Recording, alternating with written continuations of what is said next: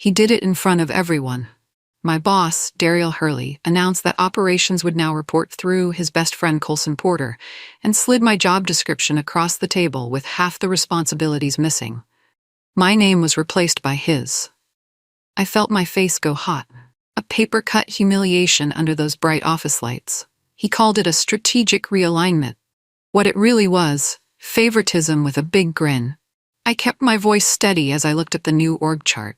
"When does this take effect?" I asked. His smile was the answer before he even spoke. Immediately, the room went quiet.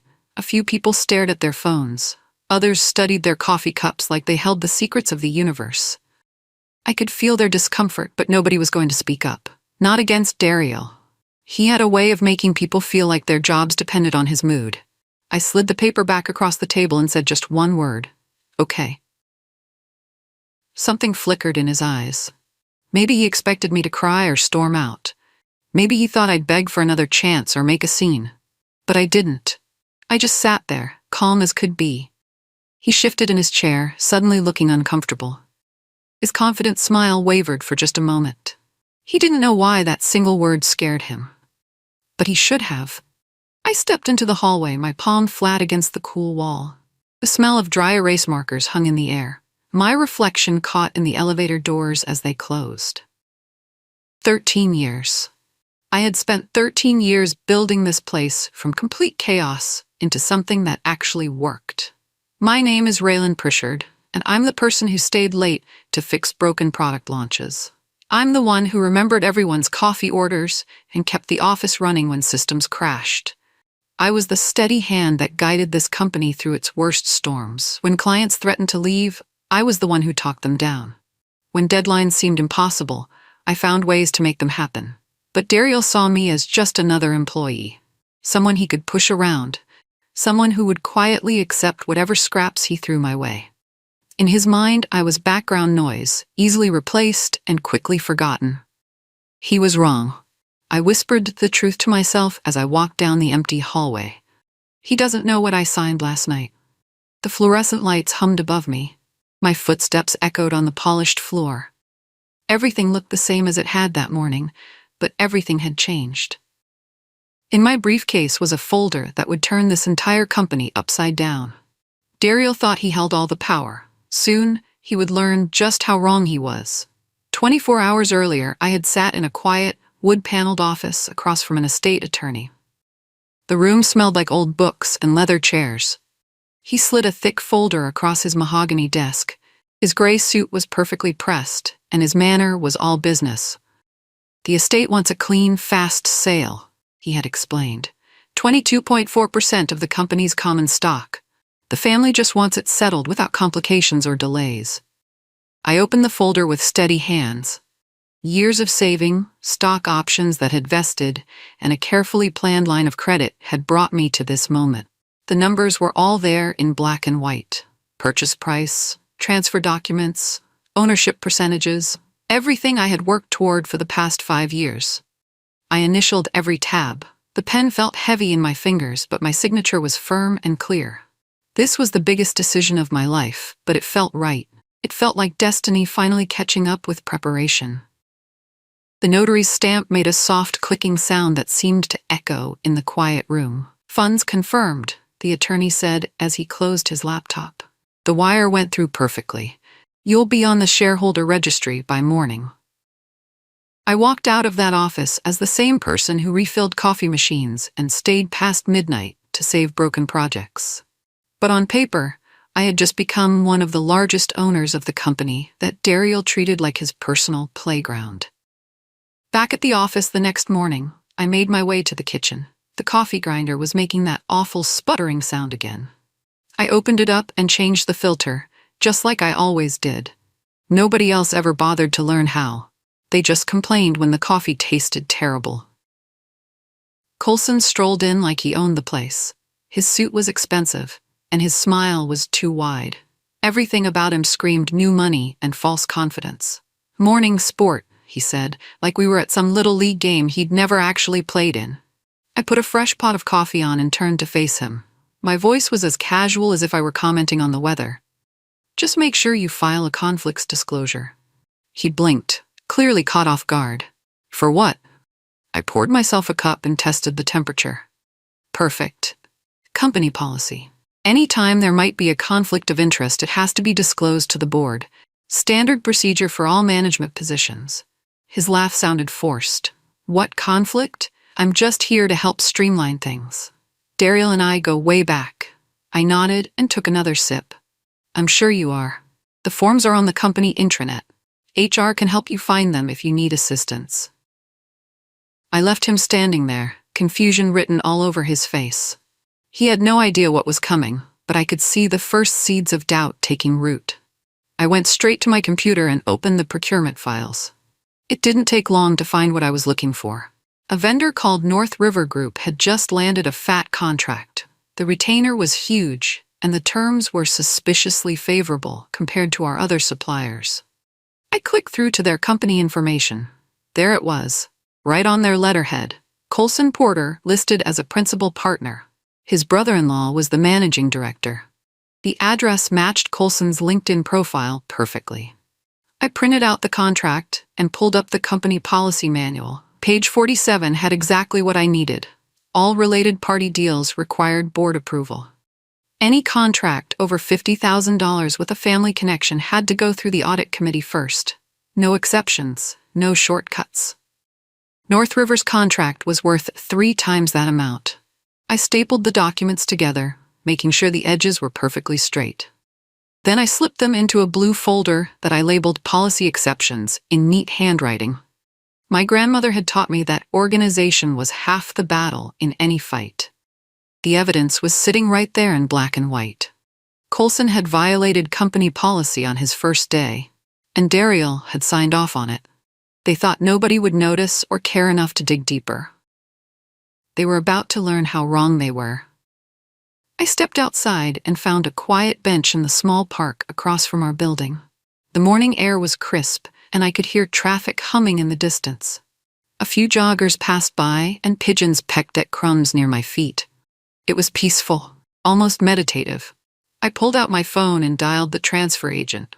Good morning, this is Raylan Pritchard. I need to confirm my new share certificate numbers. The representative was polite and professional. She read out the numbers slowly, then congratulated me without knowing exactly why. Her tone was warm and friendly, the kind of customer service that makes you want to do more business with a company. I have one more question, I said. How do I submit a request for a special shareholders meeting under the company bylaws? There was a brief pause while she pulled up the information. You'll need to email the board secretary with your request and the specific issues you want addressed. As a major shareholder, you have that right under Section 3.2. Perfect. Can you send me the contact information and the required forms? Already in your inbox, Miss Pritchard. The system shows your request was time-stamped and received. I hung up and stared at my phone screen. In just a few minutes, I had set wheels in motion that Dariel couldn't stop. I was no longer just an employee he could push around. I was an owner.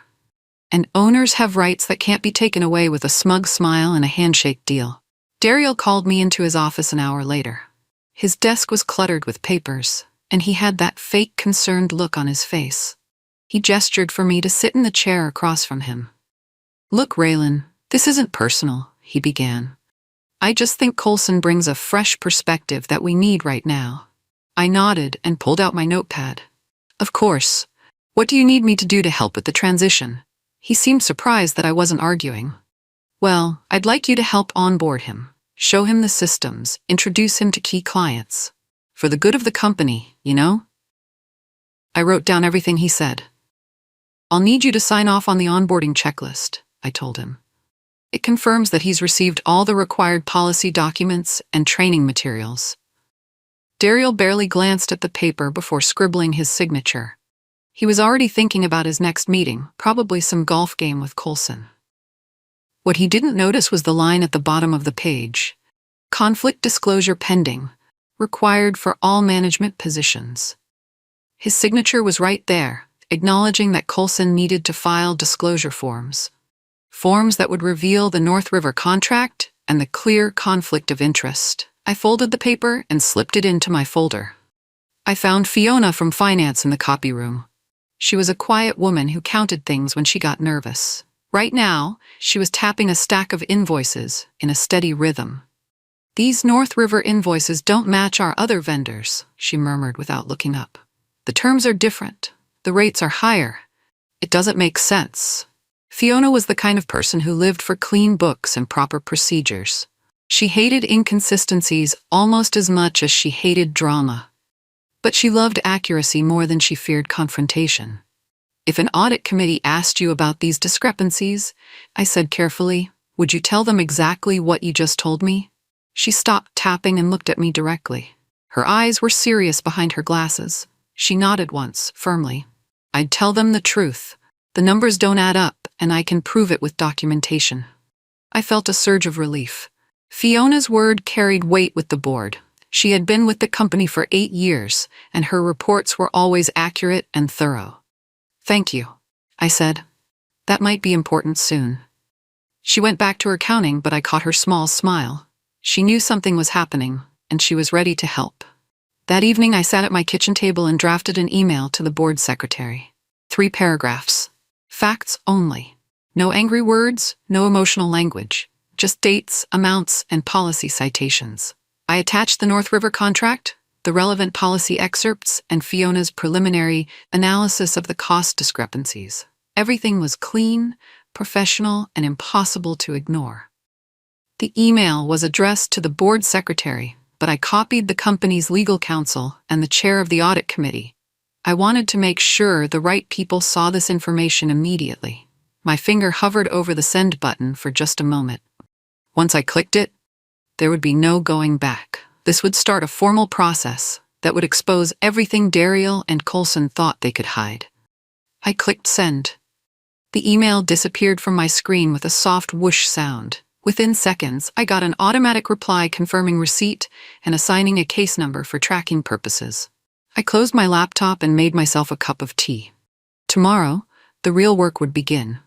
Coulson decided to hold a team meeting in the training room. He called it a culture reset and brought branded coffee mugs for everyone.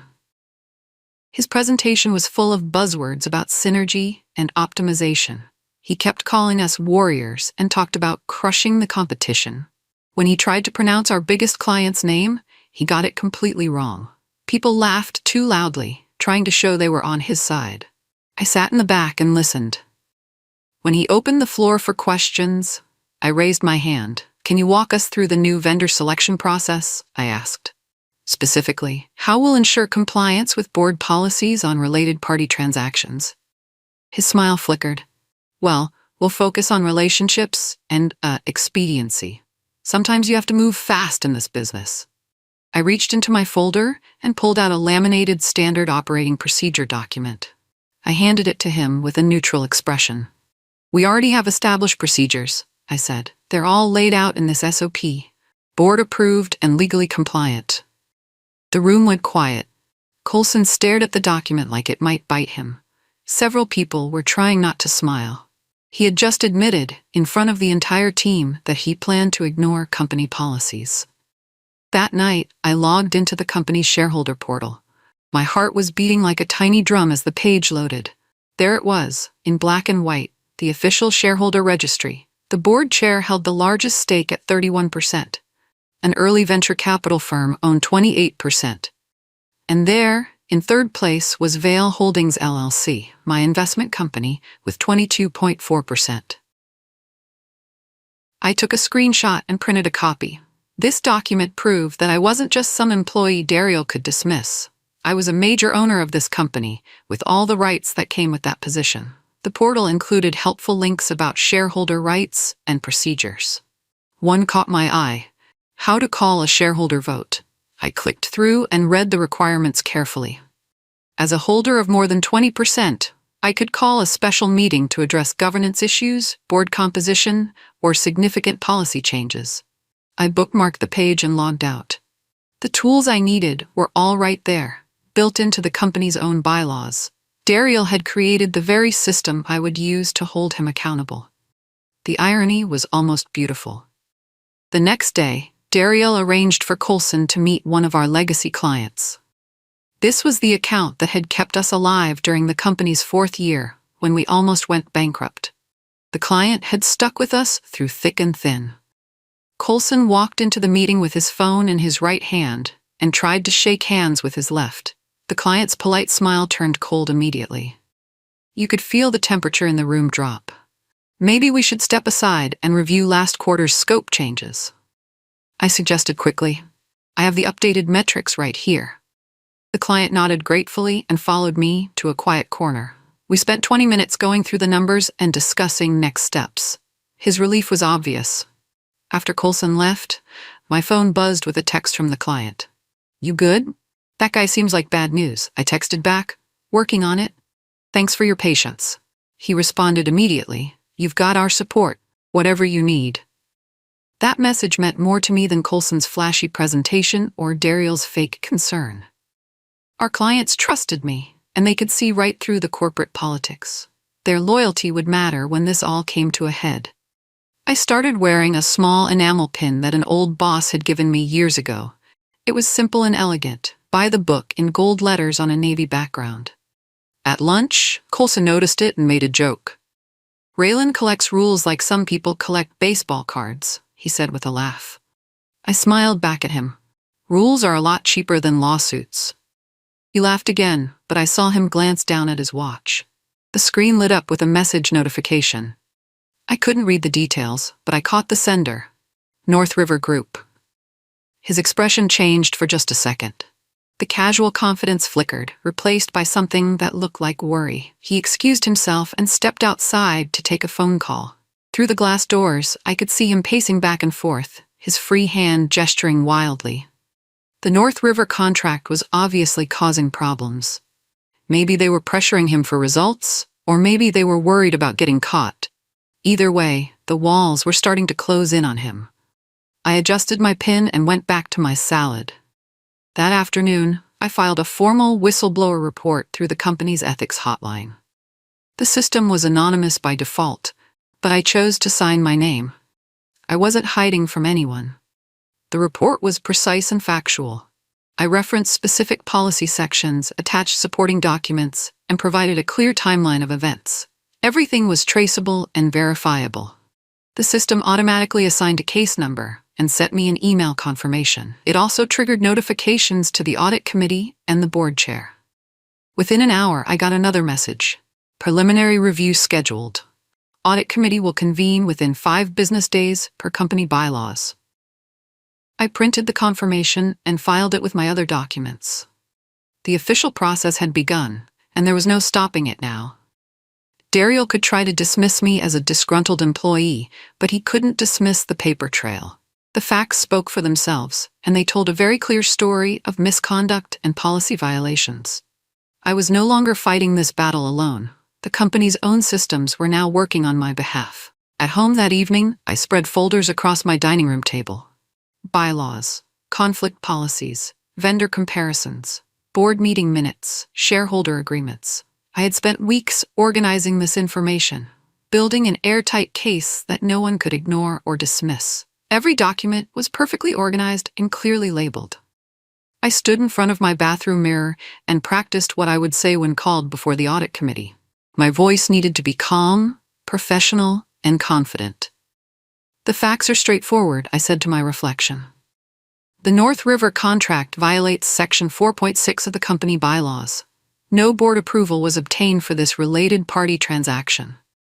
I practiced different ways of presenting the information, always keeping my tone neutral and factual. This wasn't about emotions or personal grievances. This was about governance and accountability. My phone buzzed with a text from the board secretary. Preliminary review confirmed for Thursday at 2 p.m. Please prepare to present your concerns to the committee. I texted back, I'll be ready. The person staring back at me in the mirror was done asking for permission. She was ready to demand accountability. The next morning, Dariel cornered me near the elevators. His usual charm was replaced by something harder and more desperate. We need to talk, he said, blocking my path to the elevator bank. Of course, I replied. What about? He leaned closer, lowering his voice. We're a family here, Raylan. Families don't air their dirty laundry in public. Whatever issues you have, we can work them out internally. I tilted my head slightly, considering his words. Families don't sign secret deals with their friends either. His hand landed on my shoulder, heavy and patronizing. You're making this more complicated than it needs to be. The elevator dinged behind him, and the doors opened. One of the board directors stepped out, briefcase in hand. He couldn't help but overhear the end of our conversation. Good morning, Raylan, the director said with a polite nod. Dariel? Dariel's hand dropped from my shoulder immediately. His face went pale as he realized what had just happened. Good morning, Mr. Bat Walsh, I replied calmly. Beautiful day, isn't it? The director smiled and walked away, but I could see him processing what he had witnessed. Dariel had just made his first major mistake. 30 minutes later, my email chimed with a message from Director Walsh. The subject line was simple: documentation request. Good morning, Raylan. Could you please send me a copy of the North River agreement you referenced? I'd like to review the terms before our next board meeting. I replied immediately, attaching the contract with a brief note. Please see page 3, section 7, regarding the related party disclosures. 10 minutes after that, I got another email from the company's legal counsel. Miss Pritchard, we need to review Mr. Hurley's conflict disclosure forms for the past 12 months. Please confirm these were properly filed. I forwarded both emails to my personal account and smiled. While I was building my case methodically, Coulson was making his own mistakes. His latest social media post showed him taking a selfie from the executive floor, champagne glass in hand. The caption read, "Big moves happening. Executive life success." The timestamp on that photo was going to be very interesting to the audit committee. I filed formal notice as a major shareholder, requesting a special meeting to address governance failures and approve new procurement policies. The board secretary acknowledged receipt and added it to the official calendar. The meeting was scheduled for the following week. The agenda would include a review of recent policy violations and a vote on new oversight procedures. Dariel forwarded the meeting invitation to me with a single word: why? I replied with equal brevity, because we owe it to the owners. He called my desk phone immediately. What owners? What are you talking about? The shareholders, Dariel, the people who actually own this company. You know, the ones you're supposed to be working for? There was a long silence on the other end of the line. We need to meet, he said finally. This afternoon. I'm available at 3, I replied. Conference room B should work. After I hung up, I printed out the shareholder registry and slipped it into a folder. It was time for Dariel to learn exactly who he was dealing with. The student was about to become the teacher. Fiona knocked on my cubicle wall and handed me a manila envelope. Inside was a variance report showing that projects routed through North River cost 18% more than similar work done by other vendors. The analysis was thorough and damning. Fiona had used standard reporting formats and neutral language, but the numbers told a clear story of waste and possible fraud. Legal requested 3 more examples. She said quietly, I've already prepared them. Her report would be devastating to Dariel and Coulson. It proved that the North River contract wasn't just a policy violation, it was actively hurting the company's bottom line. Thank you, I said. This is incredibly helpful. She nodded and started to leave, then turned back. Raylan, I'm glad someone is finally doing something about this. It's been bothering me for weeks. After she left, I texted her a single emoji, a lock. It was our code for information secured. She texted back immediately with a thumbs up. The financial case against North River was now bulletproof. Even if Dariel tried to claim the policy violations were innocent mistakes, he couldn't explain away the cost overruns. Coulson called an all-hands meeting to announce what he called a culture reboot. He handed out branded water bottles and talked about revolutionary changes to our processes. The presentation was full of empty corporate speak about maximizing synergies and optimizing deliverables. People nodded politely, but I could see the confusion in their eyes.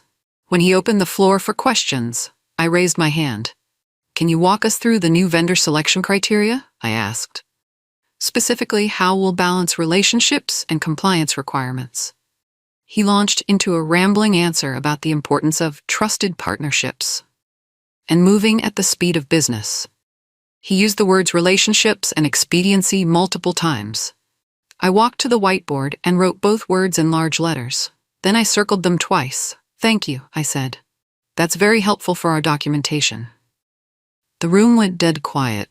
Everyone could see what I was doing, even if they didn't understand why.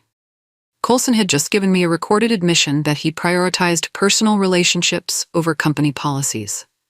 The noose was tightening. The audit committee meeting was held in the executive conference room. The carpet was too thick, the chairs too comfortable, and the water glasses too perfectly arranged. I entered with a single folder and took the seat they indicated. 3 committee members sat across from me, with legal counsel at the far end of the table. I presented the facts calmly and methodically. The North River contract, the missing conflict disclosures, the cost variance analysis. Each document was passed around the table in silence. When I finished speaking, I closed my folder and waited. "Miss Pritchard," the committee chair said, "can you confirm that Mr. Porter was aware of the disclosure requirements?" I handed them the onboarding checklist with Dariel's signature acknowledging the policy documents. Legal counsel asked one more question. "Are you aware of any other related party transactions that may not have been properly disclosed?" "Not at this time," I replied, "but I would recommend a comprehensive review." The chair nodded slowly. "Thank you for bringing this to our attention. We'll take it from here." I left the room knowing that I had done everything perfectly. Legal counsel requested all of Dariel's conflict disclosure forms for the past 24 months. He tried to stall, claiming that verbal approvals had always been sufficient in the past. Counsel cited Section 4.6 of the company bylaws, which required written disclosures for all potential conflicts.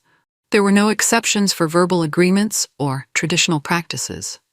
Dariel's face went pale when he realized he couldn't produce the required documentation because it didn't exist. An emergency board meeting was scheduled for the following morning.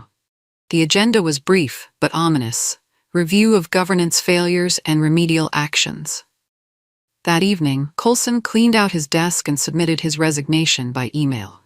The message was terse, effective immediately due to personal reasons. He was gone by morning, leaving behind only empty coffee cups and a few promotional pens from North River Group. The rats were abandoning the sinking ship. The boardroom felt different that morning.